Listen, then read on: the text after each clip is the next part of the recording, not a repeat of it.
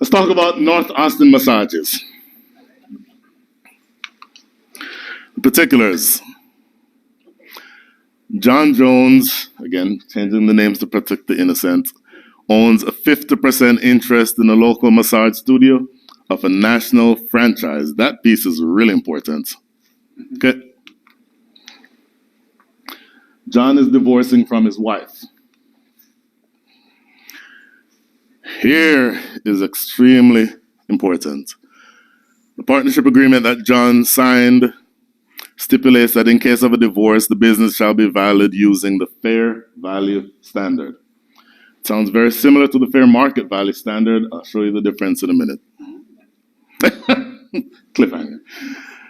John has been advised, John's attorney tells him, this is literally true, that because of the nature of the business, because it's a massage studio, remember my example with the studio at 15th and 35, it's likely that none of its value is divisible.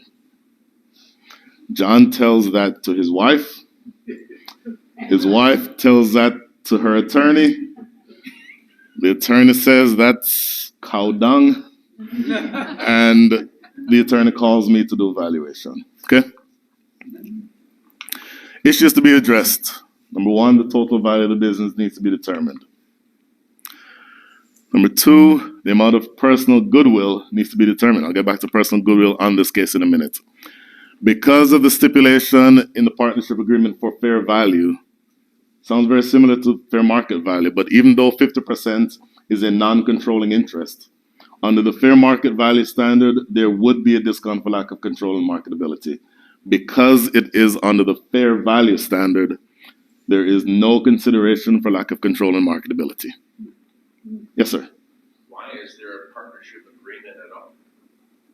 What do you mean? It's a man and wife. No, they're not man and wife. John, the wife is not involved in the business at all. John is a 50% owner with a different partner, but he's divorcing. And when you so when you divorce, wife wants to know how much she gets out of John's share of the business. Exactly. Exactly. So, in a community property state, the value of your interest in a business is one of the assets that's split up, whether or not you're directly involved in the business.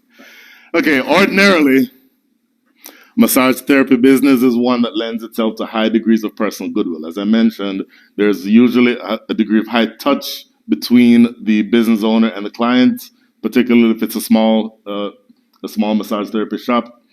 And under the fair market value standard, ordinarily discounts for lack of control and marketability would apply. Because this is a franchise-based system, a franchise has a lot of infrastructure that goes with it. There are documents that say everything from how to unlock the safe to how to hire an employee. There's a tremendous amount of infrastructure that goes along with owning a franchise. So even if it's in a business that ordinarily has high degrees of personal goodwill, the fact that it's a franchise reduces that personal goodwill. Okay? And then, of course, under the partnership agreement, there's a fair value standard. Okay? So the results. Total value of the business was 1.9. 125,000 in net asset value means that the total goodwill is 1.775. If I was doing Jeff Barnett's massage therapy, it's likely that the personal goodwill would have been 60, 70, 80 or more. Personal goodwill would have been much higher. Because it's a franchise, personal goodwill is only 28%. Okay? Amount of personal goodwill, just short of 500,000. Net of personal goodwill, the business is worth 1.403. John's ownership percentage of 50% means that the gross value of his interest is $701,000. Because there's no discount for lack of control, because there's no discount for lack of marketability, the divisible value of John's interest is not zero as he wanted his wife to believe, but $701,000.